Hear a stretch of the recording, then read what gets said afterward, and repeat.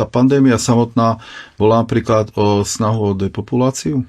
Áno, definitívne áno a mňa teda prekvapuje aj to, že človek, ktorý to nazve hoaxom, nejde do tej témy, pretože je to toľko akože videí toho Billa Gatesa minimálne, ostatných ani nehovorím, či už je to Klaus Schwab, čiže to, ale for je v tom, že videí, kde hovorí o tej depopulácii úplne otvorene, absolútne otvorene. Je video na TEDxe, kedy hovorí, že cez vakcíny znížime vlastne depopulujeme svet, vlastne znížime počet ľudí na svete, takže to nie sú žiadne konšpirácie, to sú normálne, že fakty nahrané a príde človek a povie, že to je hlúposť, no tak tam už ja neviem tam, čo sa stalo vlastne, pretože som zistila, že vlastne tí ľudia ani nevedia častokrát, kto je kto. Že oni nikto nešli do hĺbky tej témy. Oni len mali z médií napísané proste, že daj si vakcínu, je to sloboda a proste a ideš a ochrániš ostatných. No jeden hoax za druhým a dnes to už vieme.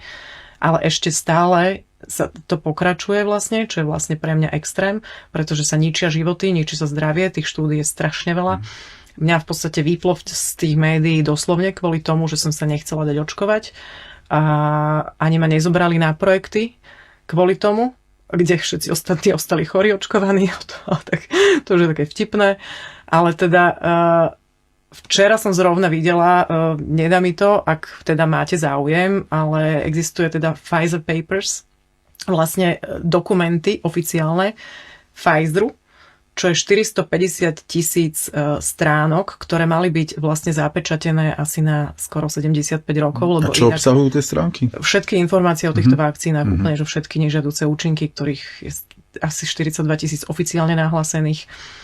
Takže toto jedna autorka dala dokopy 3500 dobrovoľníkov z celého sveta, ktorí to teda celé preštudovali a ona to zhrnula do tejto knihy doktorka Naomi Wolf, volá sa to teda Pfizer Papers. A ja len prečítam iba úplne veľmi, veľmi stručne, že Pfizer vedel mesiac po zavedení vakcíny pre verejnosť, teda v novembri 2020, že nefunguje na zastavenie covidu. Pfizer vedel, že vakcína po vpichu nezostáva v deltovom svale, ale že sa lipidové nanočastice behom 48 hodín biodistribujú do celého tela a hlavných orgánov a prekračujú hematoencefalickú bariéru, takže sa dostávajú do mozgu tieto lipidové nanočastice.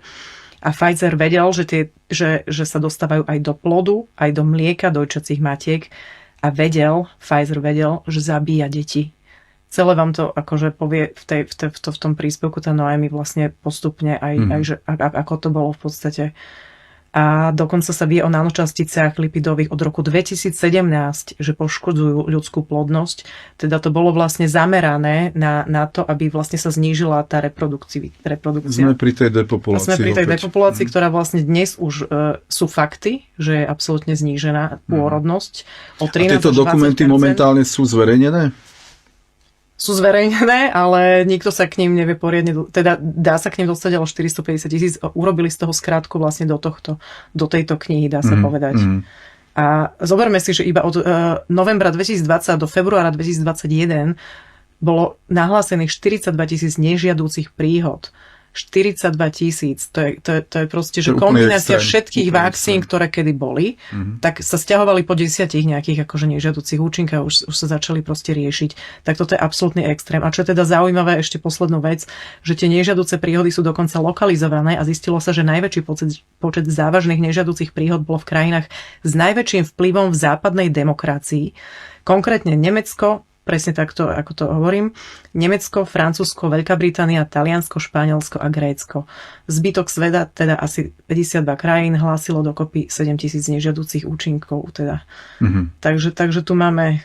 To sú naozaj vážne veci toto. To sú vážne a pritom vidíte, dneska sa opäť nakupujú vakcíny proti covidu, tieto mRNA. Áno, no však práve preto to spomínam. A znova sa vyzýva na očkovanie detí dokonca. A toto je ako toto hodnotíte? To je pre mňa akože najväčší zločin voči ľudskosti, ktorý za zaznamenanú vlastne históriu a zaznamenané dejiny vôbec číselne to potvrdili. Už dnes je známe, že vlastne takéto nič sa v dejinách ľudstva vlastne neodohralo. Takže ešte dnes propagovať vlastne túto vakcínu je naozaj životu nebezpečné.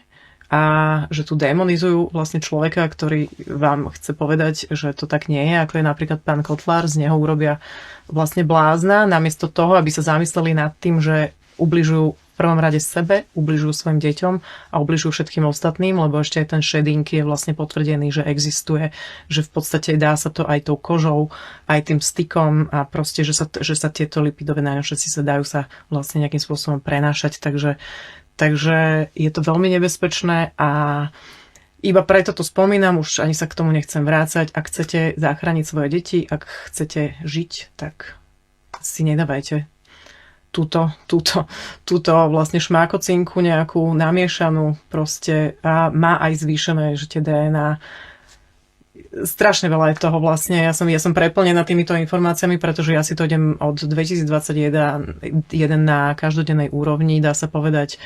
A môj Telegram je toho dôkazom, čiže tam, keby niekto išiel na môj Telegram Liana Laga a dal si do vyhľadávača COVID, tak tam nájde asi 1300 odkazov pekne postupne.